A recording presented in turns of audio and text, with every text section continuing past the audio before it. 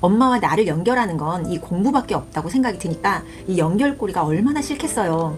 공부 환경과 커다란 학습 플랜은 확실하게 주관을 가지고 만들어 주시되 세부적인 학습 계획과 실행은 아이 스스로 할 수 있는 자율성을 길러주면. 안녕하세요. 브런치 육아의 김은입니다. 오늘은 공부 잘하는 아이들 부모님은 어떤 교육을 시키는지 말씀을 드려볼까 합니다. 물론 모든 부모님들이 그렇다기보다는 보편적으로 공부 잘하는 아이들의 부모님들이 몇 가지 공통적인 특징들이 있는데요. 오늘 이 부분에 대해서 말씀을 드려볼까 해요. 주변의 학원이나 문제집 선생님 정보들을 잘 알고 관심이 많은 엄마들이 대체로 우등생 엄마 아닌가요? 아니요. 관심과 개입은 달라요. 공부 잘하는 아이들 엄마는 아이의 목표와 공부에는 관심을 가지고 계시지만요. 일일이 학습 계획에 큰 개입을 하지는 않으세요.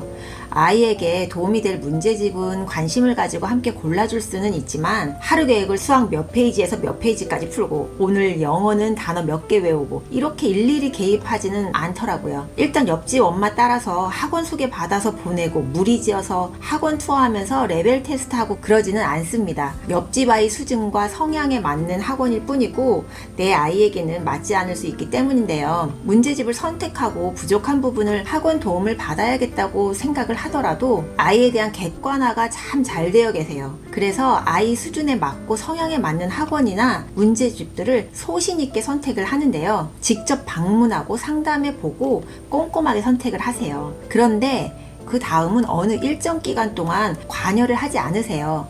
꼼꼼하게 체크하고 선택한 만큼 믿음을 가지고 보내면서 아이가 나아지고 있는지만 체크하죠. 문제집도 수준 높은 상위 레벨만 고집하는 게 아니고 아이 수준에 맞는 문제집을 함께 고른 다음에 아이가 스스로 하루 계획을 짜고 학습을 할 수 있는 환경만 만들어주세요. 아이에 대한 관심은 지속적으로 가지고 있지만 그 관심을 일일이 무슨 공부해라 이거 풀어라 그렇게 하지는 않으시고요. 다만 해야 할 숙제는 잘했는지 꼭 체크하더라고요. 그런데 아이가 학습 계획 짜고 스스로 공부하는 아이들이 있나요?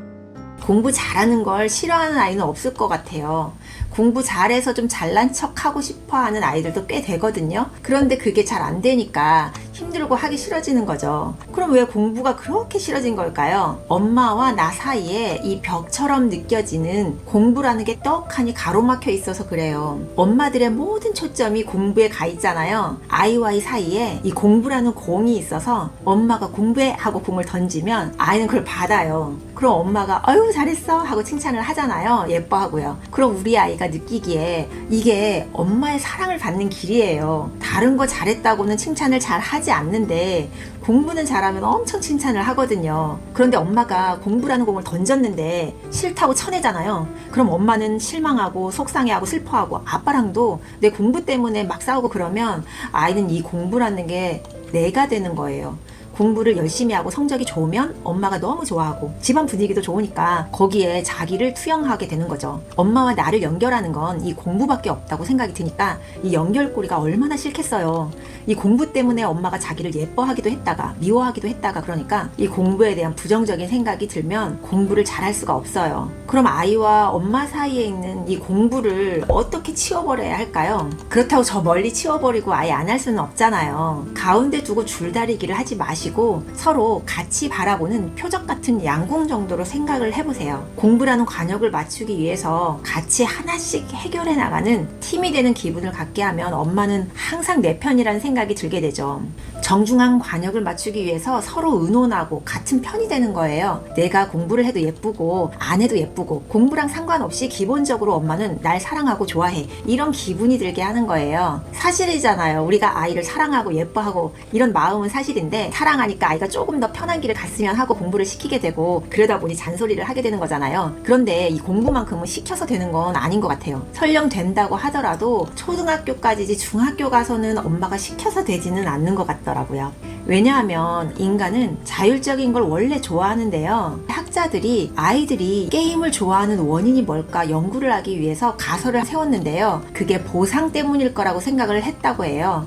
왜 게임을 하고 레벨업하면 무기가 생기고 캐릭터에 갑옷이 입혀지는 그런 보상들이 있잖아요. 그게 좋아하는 거라고 생각을 했는데 그건 보상받는 순간 잠깐 기분이 좋아져서 그럴 수도 있지만 그것만으로는 계속 게임을 쉬지 않고 하게 하는 동기가 되지는 않는다고 해요. 외제 동기라는 말이 있는데요. 엄마들이 이번 시험 100점 맞으면 뭐 사줄게, 오늘 문제집 여기까지 풀면 또 뭐 해줄게, 이런 행동에 따른 보상이 주어지는 게 외적 보상인데 그게 오랜 기간 유지하는 동기가 되지는 못한다는 거예요. 내재 동기가 있어야 어떤 행동을 오래 유지할 수 있는데 내재 동기가 생기게 하는 게 뭐냐면요, 자율성을 주는 거예요. 아이들이 게임을 좋아하고 오래 할 수 있는 이유가 이 자율성 때문이라는 거예요. 게임을 엄마가 시켜서 하나요? 그리고 게임 종류는 누가 고르죠? 캐릭터 선택은요, 게임할 시간도 아이들이 스스로 하고 싶은 시간에 하고 싶은 게임을 스스로 고르고 모든 선택들이 다 아이들 스스로 자율성을 가지고 하기 때문에 좋아하는 거예요. 한마디로 자기 세상이니까요. 내가 만드는 세상, 내가 변화시키는 세상,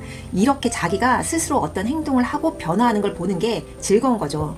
왜 우리 아기 때 애들이 제일 좋아하는 놀이가 모래놀이나 뭐 곽티슈 막 뽑는 거, 뭐 로션 쭉 짜는 거, 이런 거 좋아하잖아요. 이게 내가 한 행동으로 막 변화하는 걸 보면서 좋아하는 거예요.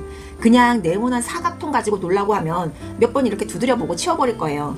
이렇게 자기가 만지는 대로 뿌리는 대로 변화하는 걸 즐기는데 아이들이 커서는 자율적으로 할 수 있는 것들이 줄어들어요. 아침에 눈을 떠서 이불하는 옷 입고 엄마가 주는 아침 먹고 학교 가서 1교시부터 4교시까지 앉아있다가 급식 나오는 대로 먹고 또 수업 듣고 끝나서 학원차 오는 대로 타고 갔다가 학원 끝나서 오고, 여기까지 스스로 선택할 수 있는 게 단 하나도 없죠.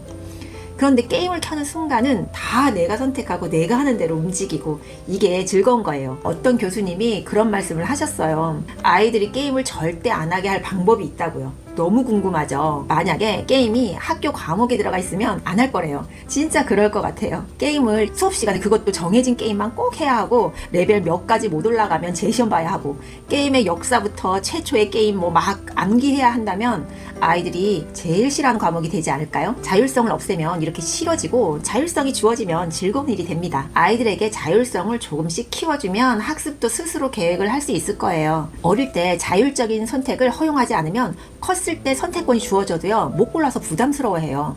안 해봤으니까, 아니면 자신의 선택이 실패할까봐 두려워서요.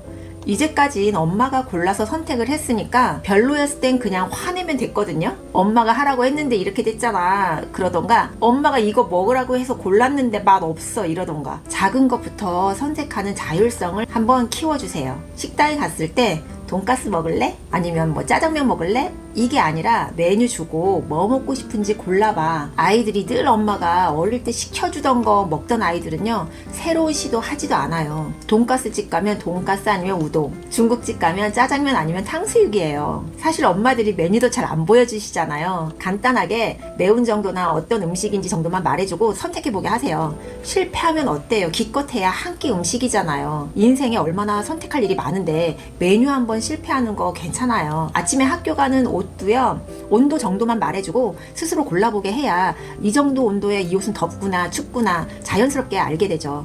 아침 식사도 식당도 아닌데 아이가 달라는 거 어떻게 다 차려줘요 하시잖아요. 그럴 때는 내가 할 수 있는 거 2가지 정도만 제시해 주세요.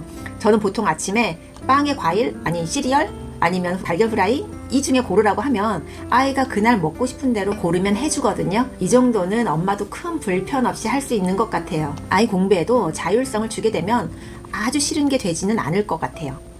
제가 아이한테 일주일 스케줄을 짜보라고 했거든요.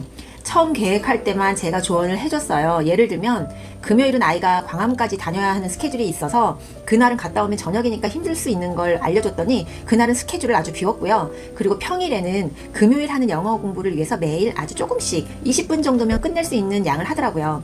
그리고 수학도 문제집 한 장씩 계획에 넣고 월요일 제출할 독서록 쓰기 하나 넣고 이런 식으로 정말 하루에 1시간도 안 되는 계획을 짰어요. 처음 짤 때 엄마가 더 부추겨서 넣지 말아야 돼요. 정말 스스로 계획하고 짜니까요, 하루하루가 잘 지켜져요. 그리고 본인 스스로 되게 성취감을 느끼더라고요. 왜냐하면 지키기 쉬운 계획이었거든요. 그런데 하루 계획을 짜두고 저거 언제 하려나 엄마들이 입이 근질근질 하시잖아요. 얼른 수학해 하고 싶고 이럴 때는요, 수학해 시키지 마시고 오늘 할 일 중에 영어 숙제 먼저 할래? 수학 문제집 먼저 풀래? 이렇게 두 가지 안을 주고 고르라고 해보세요.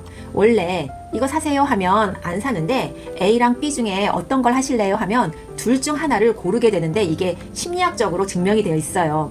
그러니까 아이한테도 둘 중 어떤 공부 먼저 할래? 하고 물어보세요. 그러면 하루 계획을 지키다 보면 점점 본인만의 계획대로 스스로 하나씩 할 수 있는 힘이 커지고요.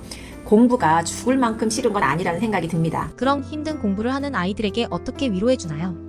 공부에 대한 상을 짓게 하지 마세요. 이건 잠재의식과 관련이 있기도 한데요. 부모님들이 하는 말들이 무의식 중에 아이에게 다 심어져서 성격이나 가치관이 형성이 됩니다. 수학을 아이가 열심히 풀고 있는데 풀다 보니 해볼만한데?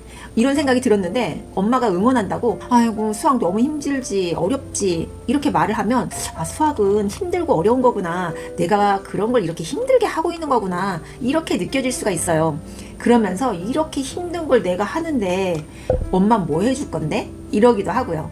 끝까지 마쳤을 때 잘했다고 칭찬은 해주시되 어렵구나 너무 힘들겠다 이런 말은 안 하시는 게 좋아요. 거꾸로 아이가 힘들다고 할 수 있는데 그렇다고 그게 뭐가 힘들어 문제집 몇 장 가지고 이렇게 말씀하시지 말고 힘들었어 그래도 열심히 하네 기특하다 과일 좀 먹을래? 공부에 대한 감정을 과하게 넣지 말고 그냥 편안하게 말해주시면 노력하는 과정에 집중이 되니까 아이도 좀 힘이 될 수 있을 겁니다.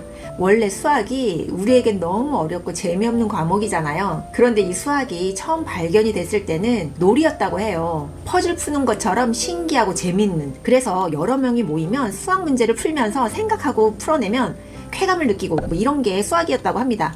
그래서 수학 잘하는 친구들은 수학을 싫어하기보다는 스스로 풀어낼 수 있는지 궁금해하고 다른 방식으로 풀어내면 그렇게 행복해한다고 하죠. 자꾸 공부는 힘들고 어렵고 재미없고 1등은 꿈도 못 꾸는 거 이렇게 부모님들이 말을 하면 아이들도 은연중에는 싫고 재미없고 잘할 수 없다고 생각을 하게 돼요. 부모님들이 일부러라도 몇 안 되는 공부해서 잘했던 과거를 떠올리고 그때 그 기분을 스치듯 한번 얘기해보세요. 엄마가 국어는 정말 잘했어. 글쓰기 너무 재밌었거든. 엄마가 도형은 정말 잘해서 도형 문제만 시험에 나와라 했었는데 이렇게 공부도 하다 보니까 좋은 것도 재밌는 것도 있었다고 말해주면 아이도 공부가 다 재미없고 힘든 건 아니구나 느낄 수 있어요. 대신 항상 열심히 하는 모습은 칭찬을 듬뿍 해주셔야겠죠. 오늘 공부 잘하는 아이들의 부모님은 어떤 교육적인 특징들이 있는지 말씀드려 봤는데요. 공부 환경과 커다란 학습 플랜은 확실하게 주관을 가지고 만들어 주시되 세부적인 학습 계획과 실행은 아이 스스로 할 수 있는 자율성을 길러주면 지금보다는 조금 더 나은 성과를 가져올 수 있을 것 같습니다. 그럼 오늘도 우리 아이와 함께 따뜻한 추억 많이 만드시고요. 우리 다음 브런치에 또 만나요.